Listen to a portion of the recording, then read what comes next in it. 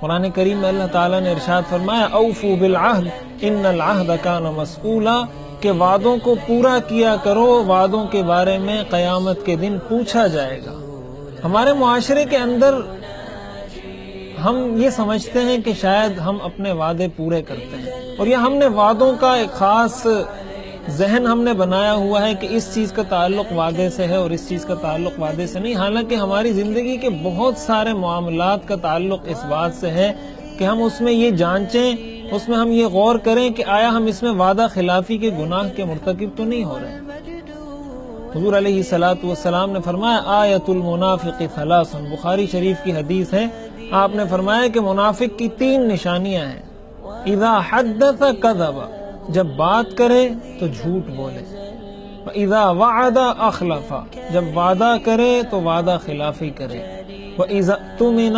خان، اور جب اس کے پاس امانت رکھوائی جائے تو خیانت کرے۔ اور ایک دوسری روایت کے اندر حضور علیہ الصلوۃ والسلام نے اسی مفہوم کو اس انداز سے بیان فرمایا، آپ فرماتے ہیں ثلاثۃ من کن فیہ کان منافقا خالصا، 3 خصلتیں اور 3 برائیاں اور 3 بری عادات ایسی ہیں کہ یہ اگر کسی شخص میں ہوں تو وہ ہو بہو منافق ہے۔ اور یہی 3 علامات آپ نے بیان فرمائی، جن میں ایک علامت وہ وعدہ خلافی کی ہے۔ یہ کتنی خطرناک بات ہے، ایک مسلمان کے لیے یہ بہت خطرناک بات ہے کہ حدیث شریف کی روشنی میں اس کو منافق قرار دیا جائے۔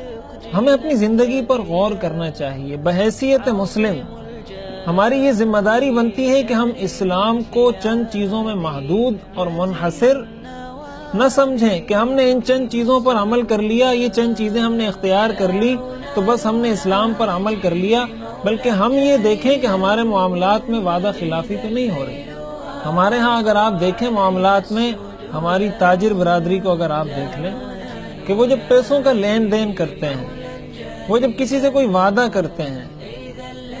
تو کیا وہ اس وعدے کی پاسداری کرتے ہیں؟ شادی حالوں کے اندر آپ دیکھیں کارڈ پر وقت لکھا ہوتا ہے کہ 10 بجے کھانا شروع ہوگا، لیکن جب آپ جاتے ہیں تو 11 بجے 12 بجے اور نہ جانے کتنی تاخیر کر دی جاتی ہے۔ یہ وعدہ خلافی کی صورتیں ہیں، اور یہ وعدہ خلافی کا گناہ ان چیزوں پر بھی ملتا ہے۔ وعدہ خلافی کا صرف یہ مطلب نہیں کہ آپ نے زبان سے کسی سے کوئی وعدہ کیا کہ میں یہ کام یوں کروں گا اور پھر آپ نہ کریں، یہ بھی وعدہ خلافی ہے۔ اور افسوس کے ساتھ کہنا پڑتا ہے کہ یہ چیز صرف شادی حالوں میں، تقریبات میں نہیں، بلکہ ہماری دینی محفلوں میں، دینی جلسوں کے اندر یہ چیز دیکھنے کو ملتی ہے کہ ایک ٹائم دے دیا جاتا ہے، ایک وقت مقرر کر دیا جاتا ہے اور پھر اس کی خلاف ورزی کی جاتی ہے اور اس وقت مقرر پر وہ پروگرام ختم نہیں کیا جاتا۔